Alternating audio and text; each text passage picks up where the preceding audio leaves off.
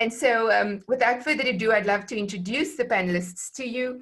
We have Cabot-Alletzhauser, who is head of Alexander Forbes Research Institute, based here with me in South Africa, in Johannesburg. We also have Johanna, head of Responsible Investment Zurich Insurance, based in Zurich. That's an easy one. And then we have Chul, chair of the South African NAB, from Seoul. And so we're delighted to be able to share with you today. And our time is so short, and you don't want to hear from me. So I'm going to kick straight in and just set the context to say that, increasingly we've seen many public statements by asset owners, asset managers, large organizations, indeed even policymakers. In the intro to the session, BlackRock has been mentioned, but there certainly has been many more. From an impact management perspective, in the facilitation role at IMP, we've certainly seen massive strides from various organizations. The UNDP has released their first draft of the impact standards. We've had corporate disclosure solution announcements with GRI and SASB and IRC looking at formalizing work streams together. We've had the IFC Impact Investing Operating Principles gain momentum with over 100 signatories signing up, and on we can go. But I think what we're hoping is through the discussion, more of that will certainly be brought to light. I'm going to kick off straight away and would love to hear from you. A specific question we'd love you to respond is to say to us, what do you believe we should start doing more of as a community? What would you give a big thumbs up, a big green light? And what must we just stop? Like, what is not working and must we just bury the hatchet on and move along? What would you give a big red light? And do share that with us in the chat as we progress the discussion. So I'm going to start by asking Johanna, just to give some more context from her perspective, what she's seen and what is her big green light and red light. Thanks, Johanna. Yeah, thank you, Monique. And thanks to everyone for being here. Good afternoon and good morning and good evening, I guess, depending on where you are. So green light from my side, Zurich Insurance has been impact investing for years, and we are getting close to our 5 billion target. But what we've seen, of course, is a lot of different things out there. And what is important in the beginning is to learn. So a very green light goes to processes that try to standardize, maybe not the definitions, because those are relatively clear, but around the process. So I'm a big fan of the IFC Impact Operating Principles that have just come out, because that's the first piece of work that really streamlines the process of impact investing around the various principles. We've seen something like that already happening with the PRI. We've seen something like that happening in the Green Bond Principles, where you make process and transparency around the process the first step. What will happen? Everyone starts reporting in the same buckets. We start seeing what others are doing, so newcomers can learn. It creates awareness and it creates comparability. And then we can have discussions of where is variety and the uniqueness amazing, because that's what brings the value, and where is it confusing? And then we can really kind of tackle that one by one to streamline where it is confusing and to help where it does help. So green light for that kind of process, which I think will get all of us a big step further. Red light, I find now impact investing is starting to become a little bit of a victim of its own success. We want to mainstream, and we've been wanting to do so for a long term, but it is the really new sexy thing. So there's a lot of new kids on the block, but not only investors, but also various groups that want to have their say and want to, refine definitions or bring new standards, although we actually have enough to work with. And I feel this is starting to get a little bit into turf wars and who gets to say what is great and what was good, and where sometimes perfect becomes the enemy of the good. So I really feel for all of us to move forward. We want to make outcomes happen. We don't have a lot of time depending on the problem that we're tackling. So I'd really hope for all of us to use the institutions we have to kind of really split the space, divide and conquer, and within that realm really collaborate, rather than trying to prove to each other that a certain group or a certain methodology is so much better than another one. So that would be my red light. Let's stop bickering around those things, but really get together and collaborate. That's fantastic. And let's move over to Africa and ask Anne to share. Well, I sit in a very, very different space than Johanna. I sit in a survival space. And when I look at this whole discussion of impact, this isn't a negotiable discussion. This isn't about a competitive edge. This is about survival. And it's about not just some sort of tack on impact strategy, but it's saying that if we can't somehow deploy, in some way motivate a way to upon the 5 trillion in assets, that's rand, by the way, that means about $4.50. But if we can't draw upon these savings, we do not have the fiscus in our economy to be able to manage the challenges ahead. So what did we love about the concept of impact and linking impact to SDGs? It allowed us to take our entire universe, corporates, financial service companies, and the country itself, and say, how do we all work together to get somehow an impetus going forward? And it also allowed us to understand that somehow, I mean, you do appreciate South Africa had probably, I mean, correct me if I'm wrong, Monique, but I think our JSE was listed #1 stock exchange in the world at one point, which is great. It did a wonderful job from a global perspective. But right now, our listed environments, our public markets, our public capital markets simply don't serve the needs that we require in South Africa. So we actually need a kind of a dynamic, which is what impact investing gives us, to be able to look at the whole universe of opportunity sets and ask the question, how do we get our investors to take our savings from our pension fund members and recognize that the liability that we're solving for is not just an income to live off of later on, but it actually is to improve the world that they have to live in when they do retire. That was our green light. And I started this journey with Monique, and we were talking at the JSE Failure of Capital Markets. She was introducing me to some fantastic work that she was doing before she joined IMP around what I would call our universal asset owner, the PIC in this country. And it was the first time I'd seen the investment community going back in the form of the PIC, going back and saying, we've got to link this back to economic imperatives. It's not just about how we each make money selling shares and transacting with one another. Yes, yes. But where the red light is, and I know we're getting to the time limit, the red light for me is the fact that if we don't do this, and we don't do this with our own agenda and our own priorities, South Africa won't make it. So if we're working with an international community, that's enormously helpful. But if that international community insists on doing it their way without understanding that we have a do or die list of priorities, we're going to have a problem. So that's my red light. Thank you. Thank you so much, Anne. Chul, so moving to another continent, would love to hear from you. Yeah, coming from South Korea, and I have a slightly different experience that I'd like to share with you. Now, as far as the green light is concerned, well, in South Korea, for instance, the biggest green light that we observe nowadays in our ecosystem in South Korea is that the government and the public sector are all together interested not only in impact investing, but also in measuring impact. So that's a very unique and very interesting issue for us because, and it may shed some light to other countries as well, because our asset owner ecosystem is very, very thin. We don't have too many asset owners on private side. If you look at fund of funds, impact fund of funds of Korea now, then it is 90% provided by government budgets. So government is the largest and single most influential asset owner in many of these impact investing pool of money in South Korea.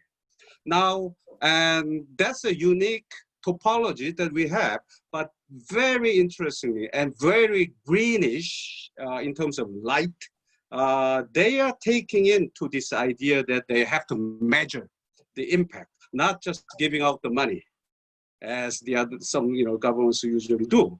So that's the good news. However, something that I call it red light on our own horizon, and perhaps in some other countries where government plays bigger role than smaller roles as asset owners, is that the governments tend to be over institutionalizing the measurement system, meaning they are very half-heartedly and half-baked.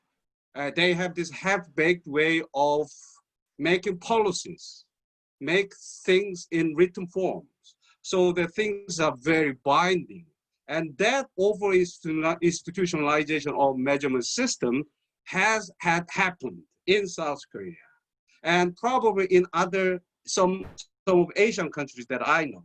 And that is a no-no from our perspective, because we know governments, once they institutionalize, there's no way of turning back. And we made a mistake and we're going to correct those mistakes. That's not usually happening very fast.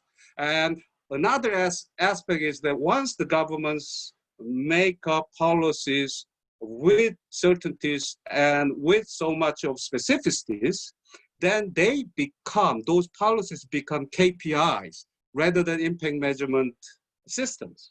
So governments should institutionalize on frameworks of impact measurement rather than impact measurement methodologies or even matrices. Those things are not something the governments at this point of time should do, and rather somehow they have to wait until this whole ecosystem of impact investing and impact measurement converge into one common language, which IMP is now working very hard on. If those things are converging into common language, then it'll be much easier or less irreversible from government's perspective to settle down on methodologies and policies. And I think some of the countries that we observed so far in Asian region have somehow, overspeed over, what things have been, percolating in terms of, we need some time to percolate coffee beans. However, I think governments have been so much, not so much, patient to wait until things come out right. And basically we need to agree. We need to agree further later, down into later stages, rather than fix everything up front at this point of time. So that's something that we have to be very cautious about. Yes, absolutely. Thank you. Get started, right? And we have a question, and it's actually quite a relevant question, I think. And so I'm going to ask, because I think, Johanna, you touched on this, if you would respond to the question, which specifically it feels like a cry for help. I can imagine Razak going, help me. And the question specifically for all the participants is around, he's from Nigeria, prospective PhD candidate, but really looking at aligning all these investment, measurement, and financial objectives across organizations. And his specific question is, there's no uniformity in metrics and standards. And he's been looking at IFC, GIN, etc. And he's asked, can someone give some guidance on that? And just for context, Johanna, before I pass over to you in a second, is, I think part of the work, as Chul was alluding to, that the IMP is doing is around trying to create coherence across a range of standard setting, a range of organizations that private sector, government, and look at corporate disclosure solutions as well. And really in the context of that, we're seeing significant strides. One of those sort of unifying norms which we're looking at is around this ABC methodology, and it's talking about acting to avoid harm, benefiting stakeholders, contributing to solutions, and it's really a logic one hopes that various people across the capital value chain would be able to adopt, literally from policymakers all the way through to individual corporates at a project level. But I would love your reflections, Johanna, as well, and any help you can give to Rizak as he reaches out. Sure.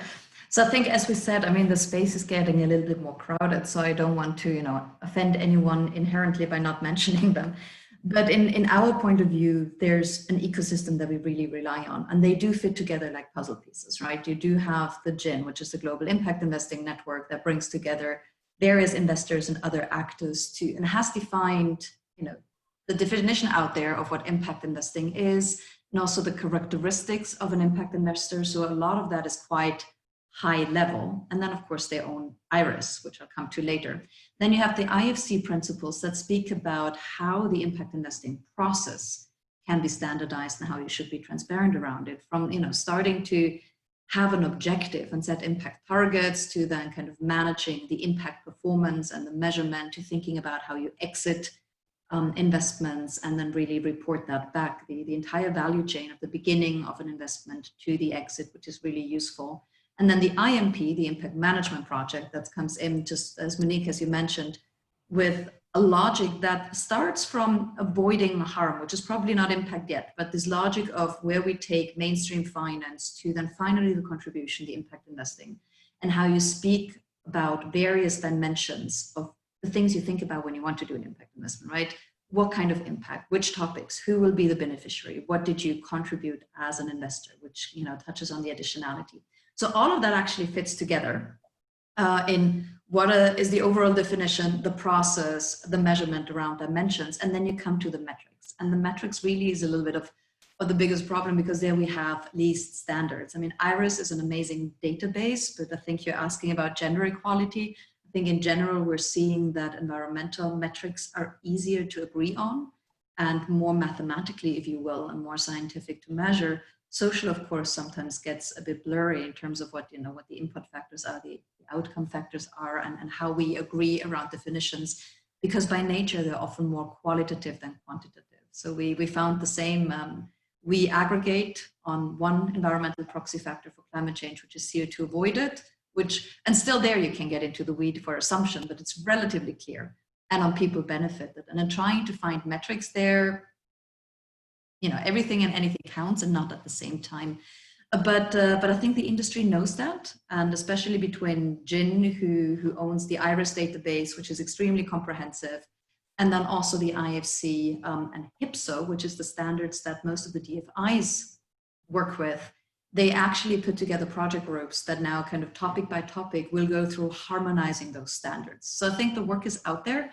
In the meantime, I guess we'll just need to work with what we have, but what we found from an investor point of view, because we try to aggregate impact. So we collect impact reports from the various asset classes we use as impact investments. So that can be infrastructure debt, can be private equity, but we also count green, social, and sustainability bonds as impact investments. As an insurance, we have a lot of fixed income. That's our biggest bucket, but we really want to see the impact report.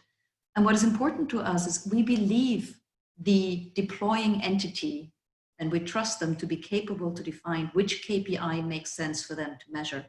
What we want, though, is that they're transparent about their methods, and that we agree on at least two things. One, that the data is annualized, so they give us annualized improvements, and that they really attribute to, only report what their underlying financing has changed, and make that visible as a starting point, and then be very clear on parameters. I think at this point, transparency, so everyone has an ability to compare and make decisions, gets us further than trying to finalize and standardize even the smallest details, because by nature, a lot of the impact projects are not exactly the same. So we can lose also innovation capability.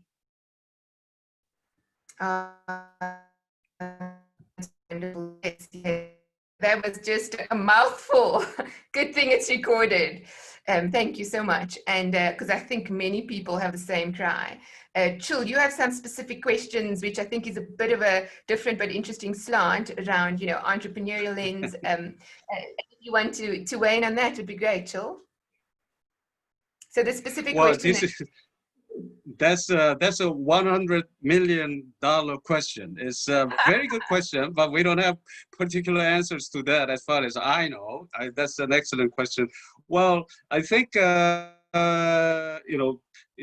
it's an issue of how granular you want to go down in terms of measuring very rough cut measurement, as opposed to very small, tiny, very refined measurement issues. And Maria Rosset is asking basically, whether there is a very easy cut way and not so much expensive, and but still very convincing way of measuring from entrepreneurs' perspective. That's what everybody wants. That's what everybody wants. But we just do not have a standard set of answers to that, and let's leave these things, maybe 10 years or 15 years down the road, when we somehow agree on the standards and frameworks as a common language. Then I think, the next phase from my perspective will be, on specific, we don't need a very long list of matrices. We'll eventually end up knowing that some matrices are just better than the others. By going through these frameworks and standards, and based on those, we experiment with some of these data. Then I think, we don't have to look under every single rocks in the world. Yeah. So I think, And I think just to assist on the entrepreneur side, because next I'm going to move to Anne, just to address Stephen's question, we're going to go back to the sort of the asset allocation side. But from an entrepreneur side, from an individual corporate side, what is a big encouraging in mainstreaming is that there are increasingly free technology platforms that allow you to do it. And I just have to echo what Chul said.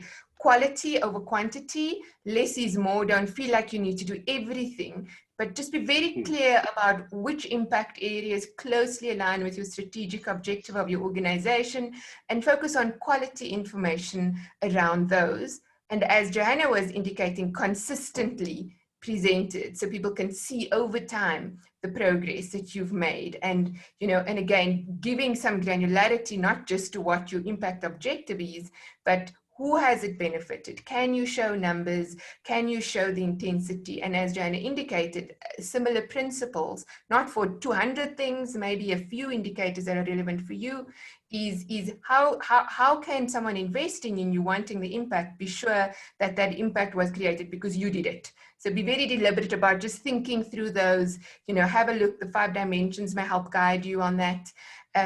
But on the other end, I think also what's important and linked to that same discussion is Stephen's question is in terms of, are we seeing impact data being integrated into the investment decision-making process?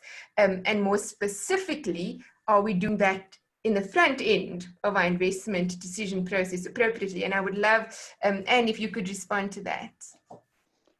Great, thanks, Monique, for throwing me right down. I wanted to make a comment before I got to Stephen's point.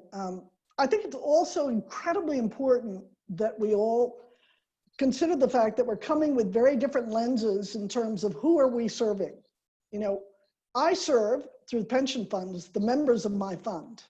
I'm not serving some sort of DFI, sort of return requirement, and I'm putting money in, I better get something back.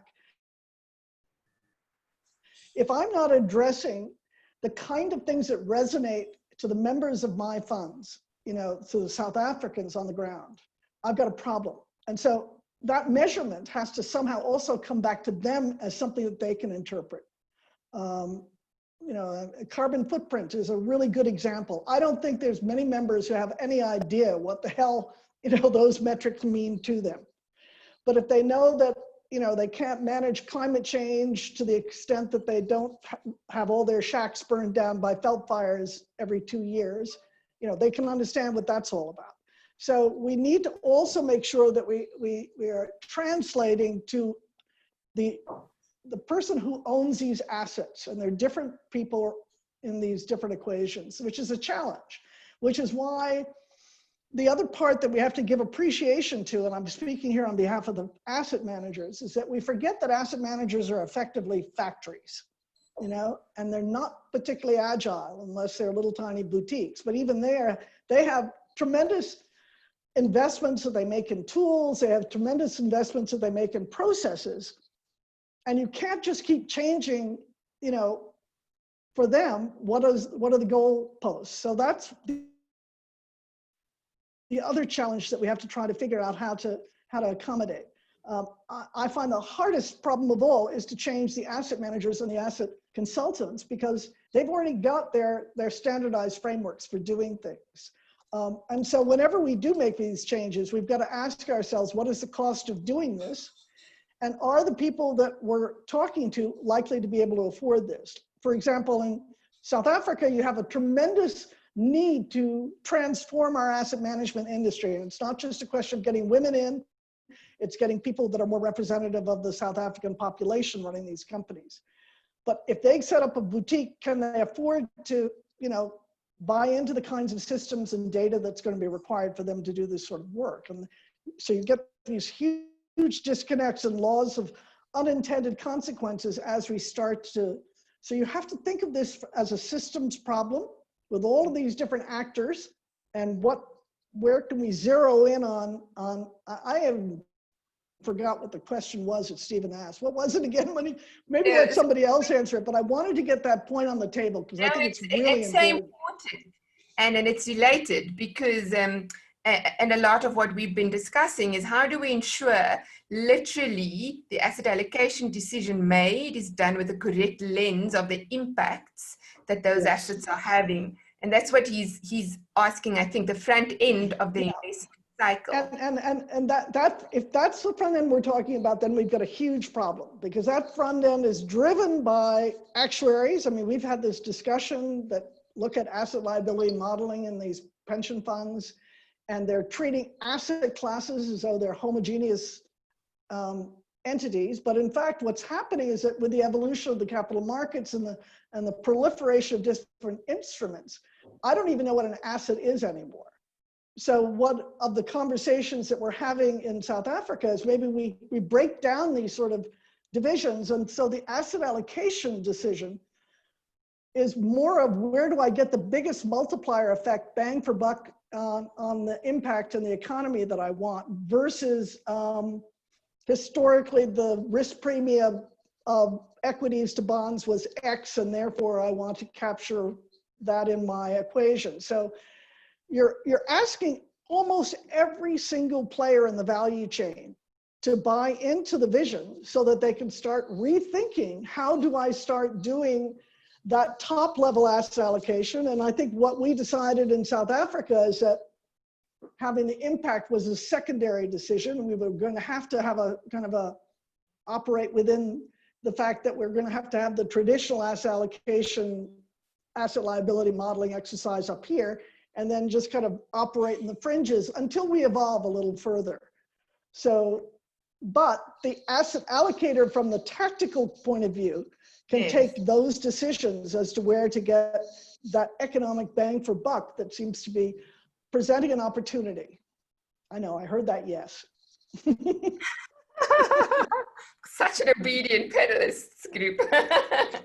So just to take that further, I think, and Chul or Johanna, just flag with your hand if you also wanted to add, because I think it's such an important question just to land on, is that the front end system really does need to drive the rest of the components. And increasingly what we're seeing is clarity, whether it's through standards or guidance or direction, on what that could look like. Because I think that's also been the cry of the market.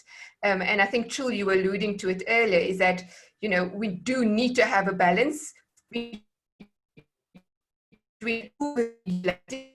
already very regulated capital market system, but giving sufficient clarity for all components to know where they fit in with what level of information, when, what, and how. And so forgive me, I am struggling with all the comments coming through here, but I think there seems to be follow-on questions around the standards Rubik's Cube, and I'm grateful for the responses coming through. But perhaps we should just reflect on that a bit more, because I think it is different for asset managers versus asset owners, and then corporates as well, right? We haven't spoken much about the corporate lens, and I was going to ask either Johanna or Chul if you would like to address the specific front end from a corporate perspective of really setting clear impact goals and directions. Johanna, you're nodding furiously. Shall we start with you? Thank you. Sure. I mean, I think in the entire measurement debate, we need to come back to a little bit of why we're doing it in the first place, right? And there are two angles to it. One is setting targets and managing impact from whoever does something good, whether that's a corporate or very often it's projects in the impact space, to set a target of where you're going and see how you're progressing. And then to have some quantitative indicators and the amount of qualitative indicators you want to be able to communicate that you're making a difference at the end of the day, and that something is improving. And I think it's important, we often have that debate, every investment has some kind of impact. So we make that split, all the positive and negative impact that happens intentionally and unintentionally in a portfolio, that's outcomes, that's ESG integration. Impact really is only where I have an intentional, targeted, measurable delta that I'm aiming at to make something better. Of course, also making sure that you don't destroy things left and right while doing so. And then on the receiving end for investors, why do we want those numbers? And depending on what kind of investor you are, it is about understanding the story and making your allocation to start with, which is probably, more the retail investors or also the foundations, the high net worth individuals. Coming from an institutional, very much on Anne's side, everything is, strategic asset allocation, ALM. We're kind of working from the inside out, all the money we need to invest, which parts can we use to channel them to as much intentional impact as we can. And for us, getting the numbers actually helps to educate, because on many of those metrics, you don't know how much is much or how little is little to start with. So it's a big education exercise, which we have similar projects and one reports 20 times the number of another one. Now we're in the position to go back and ask, you sure that's annual and not lifetime?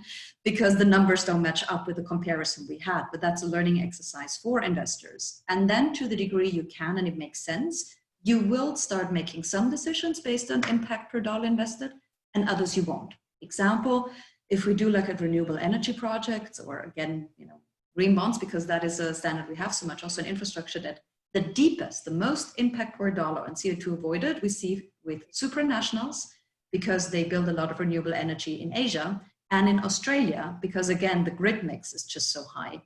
That doesn't mean that we would stop investing into greening the grid in Europe and in the US, where we also have a lot of money that wants to be invested domestically, but it helps us put into context all of those numbers. So yes, the information is used, but not singularly. You have to put it into context.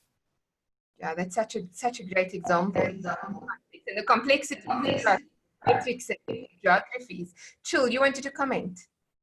Yeah, I just want to make just one observation that I've been having so far. I think we are moving from horizontal impact to vertical impact phases now. Going back to Stephen's question about impact integration into management processes and so forth. The horizontal impact is when companies make profits. Then with the profit, you add up, impact function as a A, B, C, D, and E, A, B, C, D, E, and F. Adding another function. And also from investors' perspective, we look at everything else, financials and everything else, and impact is another adjacent area, which is horizontal to the financial results, KPIs, and so forth. Whereas now we are moving into vertical impact area where companies look at every single businesses and every activities within each of those businesses and look at impact in every phases. They are going deep down, rather than separating out impact as a horizontal, another subdivision of their functions. And same thing is happening in many of these investing companies, intentional impact investing companies and unintentional impact investing companies, or just normal investing companies. We see many of these observations in many companies, also in Korea, that they are integrating impact aspects in deal sourcing, in deal due diligence, and every single parts of these investment decisions and the process value chain involved in creating impact by investing your money into these entrepreneurs and the ventures companies and other investees. So I think it is getting more tightened with this vertical idea that every single functions have to be have to go deep down towards impact rather than as a separate function. Or the breadth and the depth. Yes, Yeah. that we can't lose both. And we've kind of focused on the depth, and now we need to look at the breadth that we exactly. And Exactly. I do want to touch as we close now, and I'm going to ask each of the panelists to give their last reflections on what do we need to do, right? A big green light, and let's do this.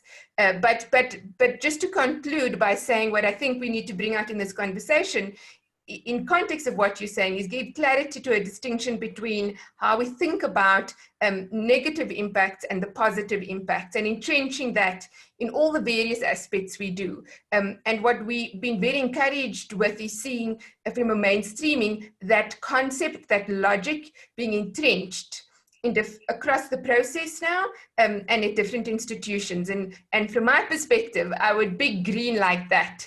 If you cannot see an improved ability to make a decision based on clearly being able to define whether it's a positive or negative impact, like go for it and build on that. If you can't yet, let's work on it more and get there, would be my generic closing as a green light.